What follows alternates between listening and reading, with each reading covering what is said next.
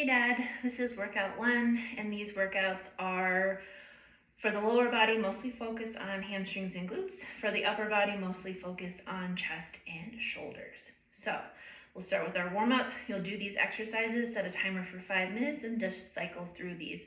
Do as many as you can. You can do longer than 5 minutes if you want. So starting with the Kang squat, you can put your fingertips behind your ears, or even hands at your heart if you'd rather. Then you're going to hinge at the hips, bend at the knees, come back to that hip hinge position originally, and then back up. I'll show you from the side. So hinge at the hips, bend at the knees, back to the hip hinge position, and then stand. You'll keep the core nice and strong even as you do this thing the whole time. Okay? 8 of those. And then leg scoops. So extend one leg out, scoop down, up and around. Scoop down, up and around. I like to switch it out. I suppose you could just do the same leg over and over again if you wanted to. It should feel like something in the back of the leg, and of course you're warming up the shoulders. Arm swings, do 8 of these, more if you'd like. Elevated push-up, I think you know how to do a push-up probably. Elevated just makes it a little bit more accessible. You can do that on a countertop, on a chair, on the actual bench. The lower to the ground, the more challenging it's gonna be. So here's my push-up, really strong through the whole body, and then lower and press away. I prefer these, and a lot of trainers prefer these, to doing push-ups on your knees. For a lot of reasons, it's easier to progress down to the ground because you have an actual place that you can go.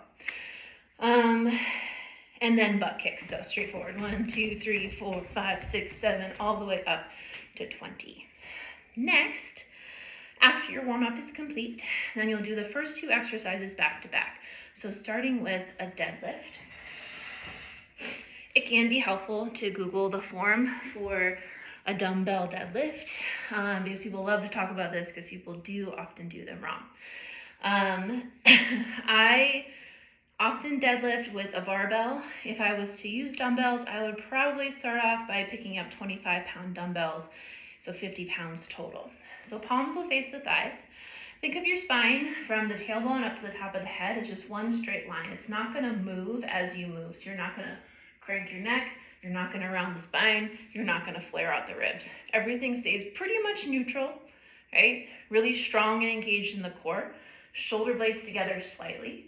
And then weights will trace the body as you hinge at the hips and come down. There's a bend in the knees, but it's not this squat motion, right? So hip hinge, weights come down, right? Come up. Imagine you've got oranges in your armpits and you're trying to make orange juice. You're squeezing the armpits in and then coming up. Hinge at the hips and come up. And then you might find, depending on your range of motion, that you can go lower than mid-shin with the weights, or you might find that that's too much. You can't go that far at all. You're gonna wanna stop when your spine starts to round. Like if I get to here, I'm like, I wanna go farther. I'm just gonna, whoop, don't do that, okay? So nice, strong, flat back, lower, and then lift. If you have a mirror, or if you wanna set up your phone, you can either, recording it is helpful, you can even send it to me, I can look at your form, or you can look back at it yourself.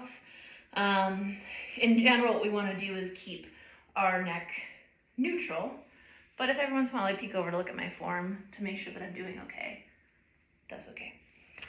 Next, incline chest press. So I'm pretty sure you said that your bench has an incline. I hope so. I think this is one that we looked at. If not, you could do flat bench. If you're doing flat bench, you probably can just do a little more weight than incline. They're both good. Incline also gets some of the shoulders. So incline, I would set it to either 45 or 60, probably 60 degrees, so that you're just a little bit more upright.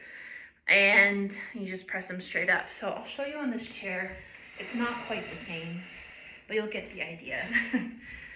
So imagine you're back here about 60 degrees away from flat, elbows out. So your elbows don't have to come out like straight out to the sides, You can have them in just a little bit, as you see that I do, and then you'll press your weight straight up to the sky. Lower down, and then press up, okay? It can be helpful to use your feet to press into the ground. Keep everything nice and strong. For this, I'm probably doing 20-pound dumbbells for myself, okay? So do deadlift, press, chest press, rest. Deadlift, chest press, rest. I'd give yourself at least 2 minutes of rest, okay? Then we'll go on to exercises 3, 4, and 5. Exercise 3 is a bridge with your feet on the bench.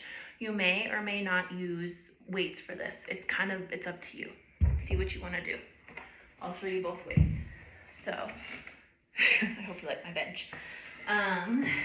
You could also do this on a little stair or something. I might have to adjust the screen so you can see me. Oh, I don't know if I can do that. Okay. If this falls, I'm sorry. I'll fix it. Okay.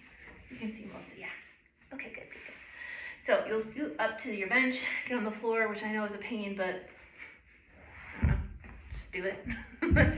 So come down to the ground. Hopefully you can still see me because I cannot see you. And you can press your elbows into the earth and then just lift your hips up and then lower down. Your butt can sort of graze the floor or rest all the way down and squeeze up.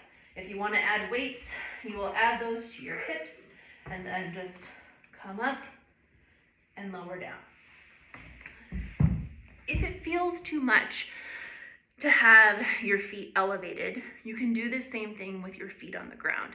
It's just not going to be as intense, and that's okay because we're just starting out. Not everything has to be the most intense version of it. So on the ground, it would be without weights. Just lift up into your bridge and lower down. With your weights, press up and lower down. Squeeze the glutes, okay? So you got your bridge with body weight or light weights. See how that works with the weights fitting in the hip crease like that. And then we'll do front and lateral raises to get the shoulders. So something lighter for this because it is a lot of reps and it's just a challenging exercise to use heavy weights with. So I use 10 pounds with this and it's really challenging for me. Okay, so front raise, really strong, pack the shoulders in, then weights come forward, and then weights go out. That's 1 rep. Weights go forward, and then weights go out. We're not flapping the wings, we're not using momentum. Nice, strong, and steady. You're not kind of reaching away, you're hugging everything in as it goes up, as it goes out. Then a single arm farmer's carry. This is your core exercise. And I do know that a lot of core exercises are planks and crunches and things that are on the ground. So I did, because I already have you on the ground for the bench, the bridge, I do try to find some core exercises that don't involve just laying on the floor and crunching. So single arm farmer's carry is great for this. It's great for increasing grip strength and also core. Anytime you are using just one side of your body to do something, you are using your core, because if I'm holding this here, I'm keeping myself from flopping down to one side. So your core is doing that. So you're gonna wanna find one single heavy weight, something that is challenging, something that as you walk around carrying it, you're like, oh my gosh, I want to put this down, but I'm not going to. You're gonna carry it around for 20 seconds, maybe 30 seconds. Find a space to walk through the house, maybe even go down the stairs and up the stairs. That'll get your heart rate up on one side. Switch, do the exact same amount of time or the exact same walking pattern course on the other side, okay? That's one round is one set, we'll say. You're gonna keep the core nice and strong the whole time as you simply walk around in your farmer's carry. Like I said, it is a weight that you want to put down. It's so heavy, okay? So do exercises 3, then 4, then 5, then rest. 3, then 4, then 5, then rest. 3, then 4, then 5, and then rest. Finally, our cool down. We're gonna cool down with some stuff at the wall again, so that it's not so floor focused. Let me see. Thanks for your patience. I do need to move things so you can see me at different places in my house because I don't really have a very good setup for this. Starting out with our shoulder stretch on the wall. Let's see, can you see me? Okay, good. All right, so you'll have one arm out. So right arm out facing 3 o'clock, and you're gonna roll the body open so you start to feel a stretch on the inside of your shoulder, and you can just press into this arm to make it more intense here. Okay, hold that, and then take it the other way. Okay. Next, we're gonna do something called puppy pose. I'm gonna go back to my chair to help me out with this. And this is also going to open up through the shoulders. So let's see.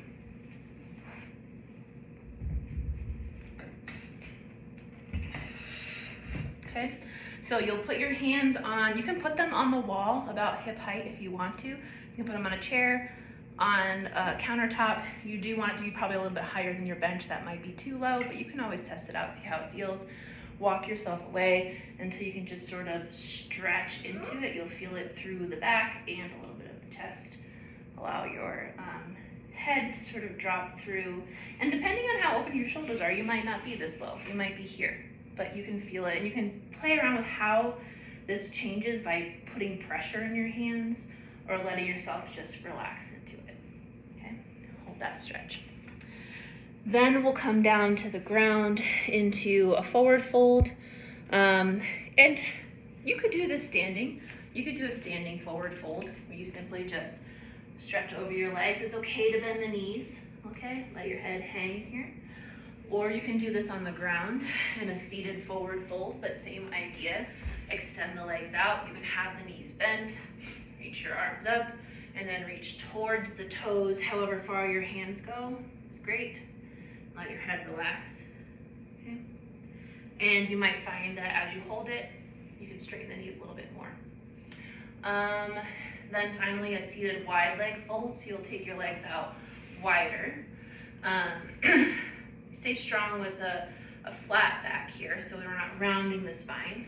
They'll just stay upright. And then maybe this is as far as you can go. And you might find that your legs don't even go nearly this wide. That's also fine. You don't have to. Not a better person if you are more flexible. And you'll just walk yourself forward a little bit until you start to feel it in the inner thighs. Okay, so any degree here is good. Feet together is a little more hamstrings, feet a little wider. You're gonna feel it on the inner thighs a little more. Okay, and then that's it. That's your first workout. See you in the next one.